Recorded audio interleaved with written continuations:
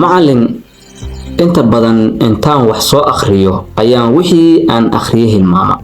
su'aalo noocaas oo aad iyo aad u fara badan ayaa la soo wadaag. marka la ku soo dhawaada muuqaal kale waa macallin cigaal. haddii aad nagu cusub tahay waxaan ahay bar Soomaaliyeed oo muddo 10 sano ah ka shaqeynayay arrimaha waxbarashada.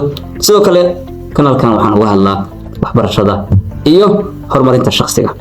oo soo dhaweynaya haddii nagu cusub tahay aad baan aanu jeclaanahay nagu soo biirtay. maanta insha Allah tacaala waxaan rabaa inaan muuqaalkan ku soo koobo sidee ayuu qofku ku xasuusan karaa wixii uu akhriyay. oo inta badan waxaan wax u akhrinaynaa inaan wax xasuusano xilliga aan imtixaan galayno. marka sidee ayuu qofku oo ku xasuusan karaa wixii uu akhriyay? in badan ayaa su'aalo noocaas arday isoo weydiiyay. macallin wixii markaan aqaana markii macallin istaajiyo yiraahdo istaag waxaas maxaa la yiraahdaa wixii waan garan weynayaa. ama tusaale ahaan markii imtixaanka lagu keeno anoo wixii aqaana ayaan haddana aqoon weynayaa. sidee arrinta noocaas aan u daaweynaynaa? qodobka koowaad waxa weeye horta marka koowaad sharaxaadda oo macallinku bixinayo si fiican u dhageyso.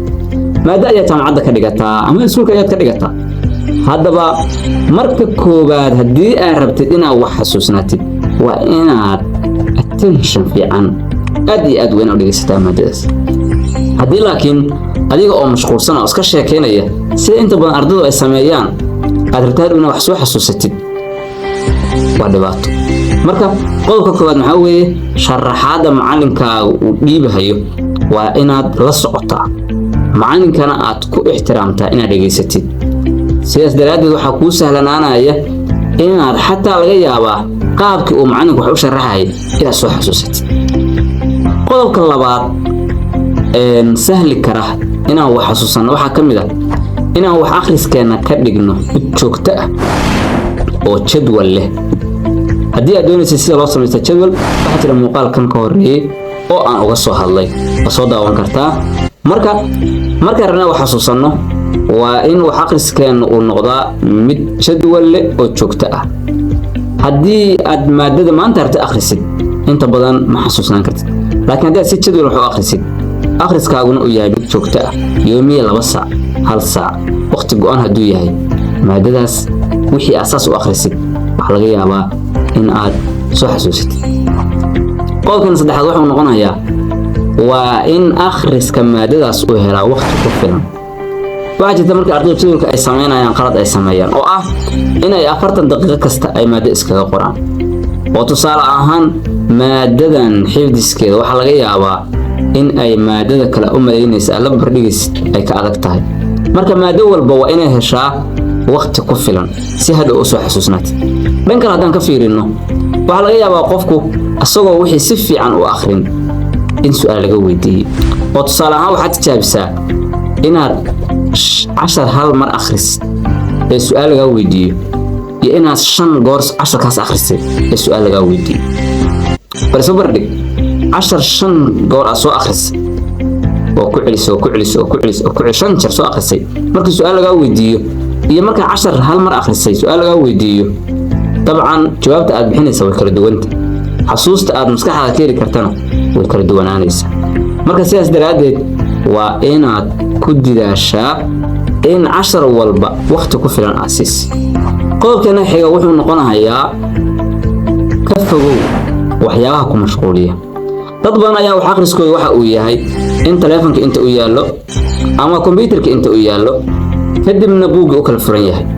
dad badan ayaa wax akhriskeena waxa uu yahay in ayagoo xaafadii lagu buuqaayo oo ciyaalkii familkii dadkii dhammaan xaafadda ay joogaan inuu wax akhriyo. haddaba xasuustaadu aad ayay u yaraanaysaa. haddii aad doonaysid inaad wax xasuusnaatid waa inaad wax alla wixii ku mashquulinaa ka dheeraata. markaa wax akhrinaysid waa in meel wax akhriska ku habboon aad tagtaa. waa in taleefankaaga uu silent yahay uuna kaa fog yahay. waa in waalidka aad la ballantaa oo isku fahantiin xilliga aad wax akhrinaysid. oo tusaale ahaan markastoo wax akhriska bilowdid haddii haddana waalidka kuu yaro ku yiraahdo hebel waxaas ii soo qabo dabcan waalidka wax kama diidaysid. heblaay waxa soo qabo wax kama diidaysid.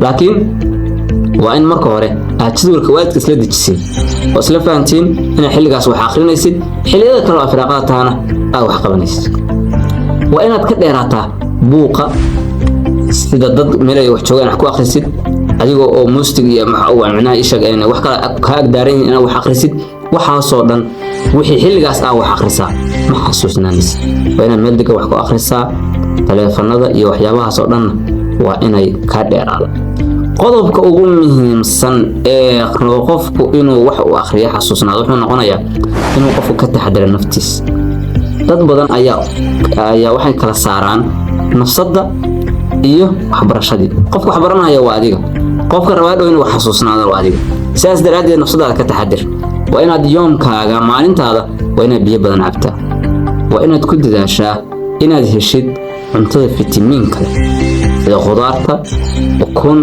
kalluun hilib waxyaabo noocaas cuntada fitamiinka waa inaad ku dadaashaa inaad heshid maalintii sidoo kale waa inaad ku dadaashaa inaad heshid hurdo kugu filan dadka qaar waxaa jirta jadwalkooda waxay samaysanayaan jadwal dheer oo gaaraya 5 habeenimo ama 4 sidaas daraadeed wuxuu rabaa inuu seexdo dana soo kaco 9 ama 10 waxaasi ayaa isdaalinaya maahane waxa ma xasuusnaa kartid waa inaad 3 saac habeenimo markii la gaaro aad hurdo isku diyaarisaa 10 saac habeenimo markii la gaarana waa inaad soo kici kartaa waxaan filayaa muuqaalkan wax badan ka faa'iiday waad ku maasanta daawashada muuqaalkan haddii aad nala soo gaartay halkan hadaad nagu cusub tahay subscribe dhe muuqaalkan like noo saar wixii kale su'aalo waxbarasho aad haysid ama horumarinta shakhsigana waa nala wadaagi kartaa. Assalaamu calaykum waraxmatullaahi wa barakaatuh.